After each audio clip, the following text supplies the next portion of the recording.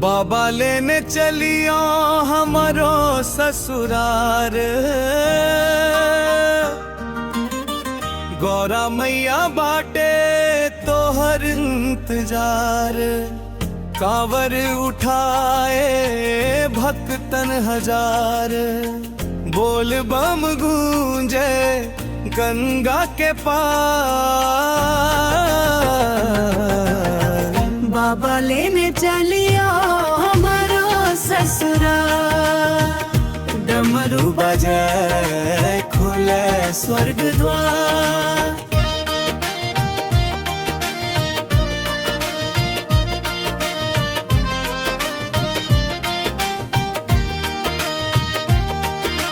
गंगा जल भर कनिहा कनिहा, भांग धतोरा साजल था। भस्म रमाए त्रिपुरारी, नाचे भूत प्रेत सब बार। चंद्र सुहाए जटाधारी, नैना में करुणा पार। बाबा लेने चलियो हमारो ससुराल, गौरा मैया बाटे तोहर इंतजार।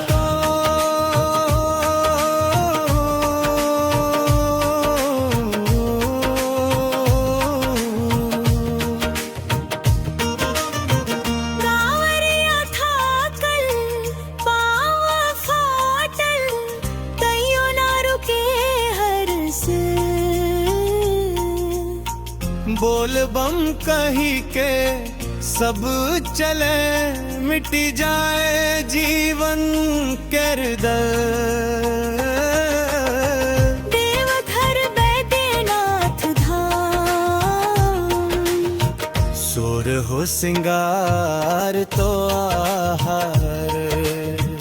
बाबा लेने चलिया हमरो ससुराल, डमरू बजे खुले स्वर्ग द्वार।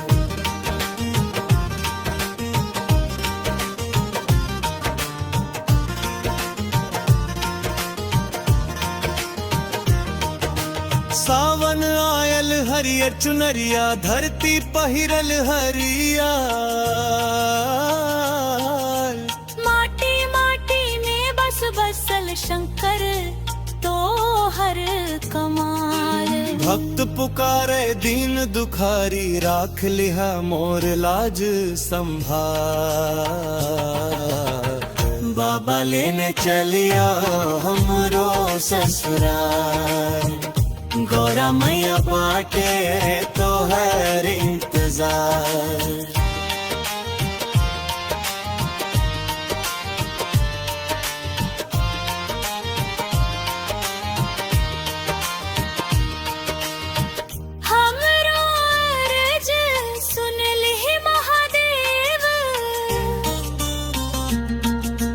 गोविंद बिहारी गावे तोहर गीत, सातों जन्म तो हर दुआ चाहिल है चरण में मोर प्रीत।